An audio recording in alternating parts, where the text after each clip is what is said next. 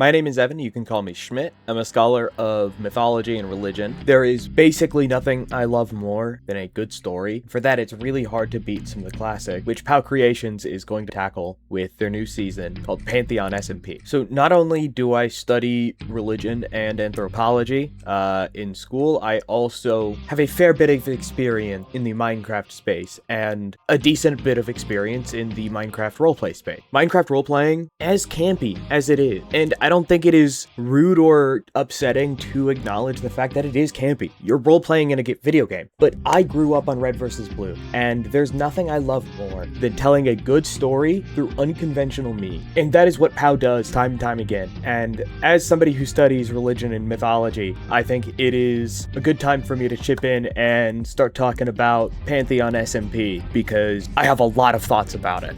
Now, we've got here the announcement of the first character here. Actually, we're gonna go over here.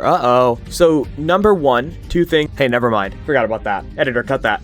So this roster is really interesting because I don't know where to put me. I don't really fit anywhere. Me in every social situation I've ever been in my life. Get me out of there.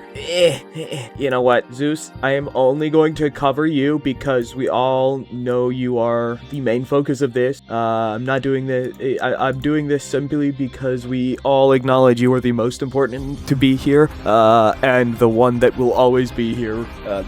The rest of your family obviously is important, okay. So this roster, the number 12 is obviously very important in Hellenistic myth, the 12 Olympians. Zeus obviously is the father of the gods, at least most of them. He is the patriarch of the Olympian family. He is the god of judgment, he's the god of storms, he's the god of thunder, he's the god of all of that. I imagine he'd like the title, the god of all of that. Maybe not the god of all of that, maybe the god of all that. Is that better? Next, we've got Aeolus, who is famous for the role in the Odyssey. Aeolus is the god of the wind and the god of the cardinal winds. There are some gods of like the northern winds, eastern winds, whatever. Aeolus, I want to say, is the western wind specifically, maybe? But is also the god of all the winds. Give me a second. I forgot the name of the website that I recommended. Give me a second. I might be a scholar, but I'm also a stone. Apokun. What am I even looking for in here? Has link. Yeah! Found it. That's what I'm looking for. What was I looking at? Aeolus was the divine keeper of the winds and king of the mythical floating island of Aeolia. Treasure? Next up, we've got Artemis, who probably needs really no introduction, much like Zeus, but Artemis is the goddess of the hunt, goddess of the moon. Famously, she is a maiden goddess, which means she takes no lover. In some myths, she is sapphic, but in most myths, she is solitary. She does take companions as well as her hunters specifically, but she's Artemis, and she's really cool. Next, we've got Athena. She is the goddess of wisdom. She is goddess of war. She is the patron deity of Athens, and according to Christopher Nolan, an innocent child. Kronos, not to be confused with Kronos, is the god of time, whereas Kronos is the Titan, who is the father of the handful of deities who went on to form the Olympians, namely Zeus, Poseidon, Hades, Hera, Demeter. Is it 5? Was it 5? Hestia! God, I feel bad. I forgot about Hestia. Shit. I'm sorry, Hestia. Oops. I knew 5 felt wrong. I thought there were 6. I'm sorry, Hestia. Kronos is the god of time, whereas Kronos is the Titan and the father of Hades, Zeus, Hera, Poseidon. Hades, Zeus, Hera, Poseidon. Hades, Zeus, Poseidon, Hera, Hestia. Chiron! Oh my god, how could I forget about Chiron? Is Chiron Rhea's kid? No, okay, that's what I thought. Not the same birth. Was it Hades, Zeus, Hera, Hestia, Demeter? I forgot about Demeter! Oh no! I know, I forgot about the other one! Okay, Hades, Hera, Hades. I'm tripping myself up. We got Zeus, Poseidon, Hades, Hera, Hestia, Demeter. Sick. Okay, next up we got Hermes. Hermes is the god of messengers. He's got his caduceus, which is a healing staff, but also not to be confused with the Asclepius, which is named after and I think belongs to Apollo's son Asclepius. You can tell the difference because Asclepius has one snake, whereas the caduceus has 2 snakes. but they're both used in medical situations, and they're both medical gods. Next up, we've got oh my god, stop. Yeah. All right, we got Morpheus, we've got Nyx, we've got Hephaestus, we've got Tyche, we've got Pan, we got Apollo. Lock in. We got Morpheus, god of sleep, god of dreams, god of sleep. God of sleep. Nyx, god of night. Hephaestus, god of the forges and blacksmiths. Shout out to Hephaestus. I'm building a forge in my backyard. I want to be a blacksmith, and my nickname means Smith, and my last name means Smith. You might accidentally worshipping Hephaestus. We've got Tyche, goddess of luck. We have Pan, the god of nature, god of the wild, and then we've got Apollo, god of the sun, god of healing, god of music, god of poetry, god of archery, twin brother of Artemis. They're both the children of Leto. Notably, Apollo took on the mantle of god of the sun after Helios, and it happened somewhere between the transition from Greece to Rome as the dominant powers in the Mediterranean. So Apollo is in many stories the god of the sun, or referenced as the god of the sun, and referenced with the same epithets as Helios is very often. So you'll hear Phoebus Apollo. You'll also hear like Phoebus as an epithet is often used for Helios as well, so it can be hard to differentiate in certain myths, and that's kind of where the confusion, the lines get a little blurred, because they had the same epithets and names for period, and that would have been more because Apollo was like glorious and glowing, because he brought on plagues, but also good fortune and prosperity and wealth and musical artistic talent and good skill with archery. Like it's hard to not like the guy.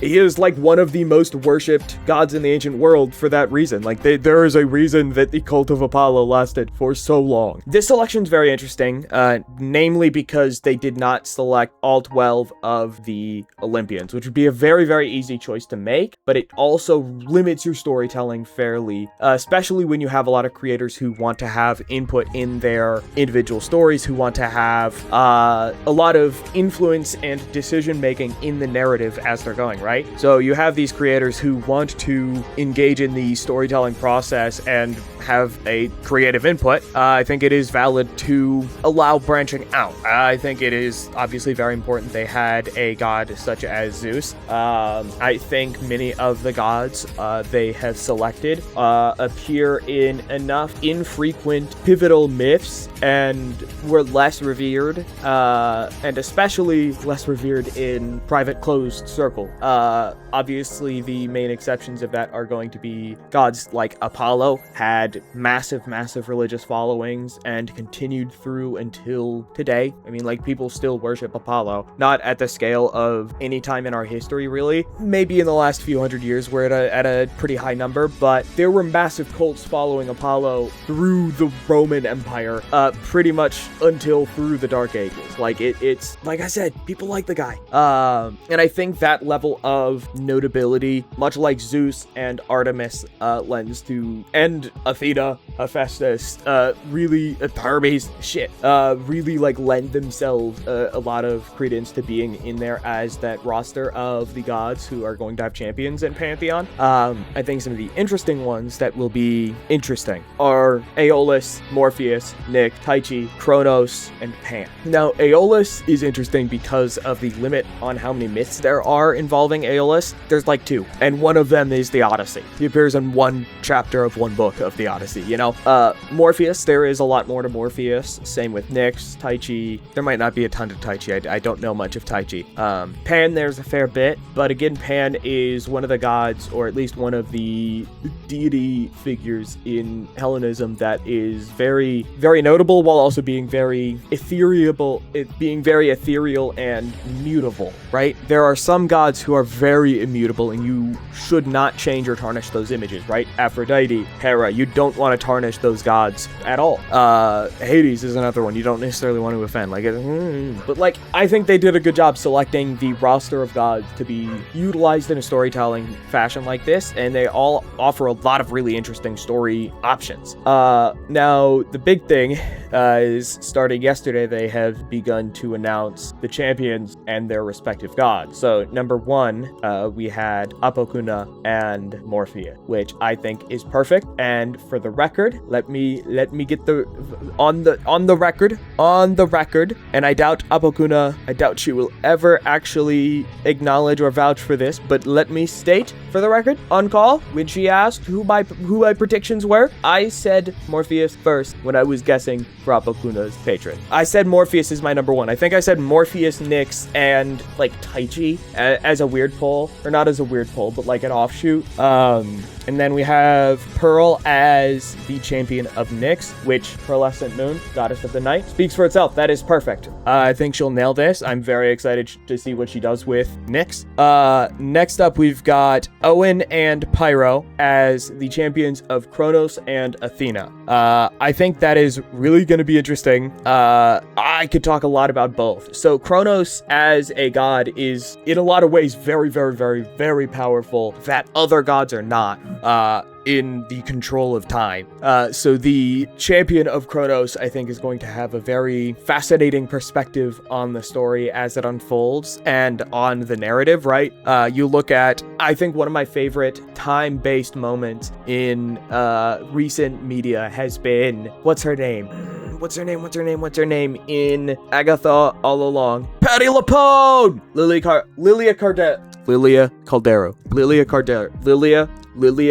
Why do I keep saying Car? Lilia Caldero.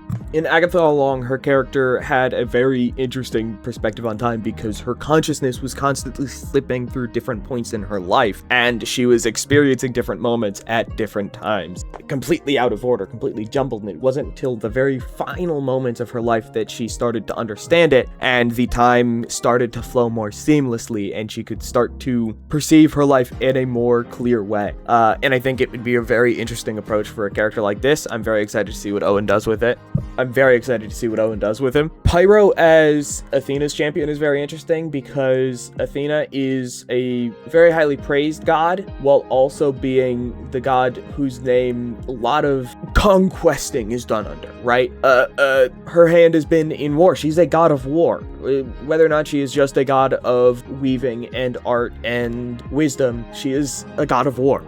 So Pyro being put in a situation like that is perfect. I think he'll nail a character who is torn between the worlds of when is it wise and when is it wise to stay out of war and when is it wise to not, and especially what we know so far as they try to survive. Like in a pantheon, yeah, I'm very stoked. Now, this is a very interesting one that I think people are this is going to be one of the most divisive ones, while also, I think, going to be some of people's favorite. We've got Martin as Artemis's champion. Artemis famously is a maiden goddess, and a lot of people's interpretation of her typically perceives her having only female hunters and patrons. But that's not totally true in myth. There are two really famous male hunters who are heavily associated with Artemis, and one I think is going to be the most connected. You'll see why, because good God, can we look at Martin here? Why did they have to draw him so scarred and buff and hairy? Dude's got his hair is as long as Rapunzel's. The first male hunter that is really associated with Artemis would be Hippolytus. Hippolytus is a handsome hunter. I believe he is the child of Hippolytus was the mortal son of Theseus. Yeah, the Theseus, and an Amazon, probably Hippolyta based on the name, or it could be Hippolyta as a namesake with the parentage being another Amazon. Hippolytus' story is really tragic because Hippolytus was killed by Aphrodite simply because he refused love altogether. He was like, picture hot bimbo who completely refuses love, completely asexual, completely aromantic. He had no interest in it. He just wanted to hunt, and good for him. Shout out Hippolytus. For all of those reasons, Hippolytus was very beloved by Artemis, and in the last moments, Artemis cursed Hippolytus's father and Aphrodite, or stepmother and Aphrodite, which is kind of cruel because the stepmother was charmed by Aphrodite to love Hippolytus, but that's a whole can of worms. The other male hunter that is heavily associated with Artemis that I think is going to be the heavier reference for Martin here, based on the design, based on the design and on the story and what I know, Hippolytus' story is interesting, but I don't think it is as interesting as Martin would like to play or what Pao would like to tell. So Orion, famous for his belt, he's gotta hop on that IP, start selling belt buckles at gas stations. Come on, man. Orion was a giant, beloved hunter, beloved by Zeus, beloved by Artemis, and upon his death, he was given a place among the stars. That's where he got the constellation Orion and Orion's belt, which is the most visible part of the Orion constellation. He is also a son of Poseidon, which would help fill the Poseidon-shaped hole in the cast for the SMP. The rest of the cast has not been announced, as the rest of the cast's roles have not yet been announced, but when they do, I will surely be talking about them. But make sure to follow me on Twitter and here on this place, here, others, meh.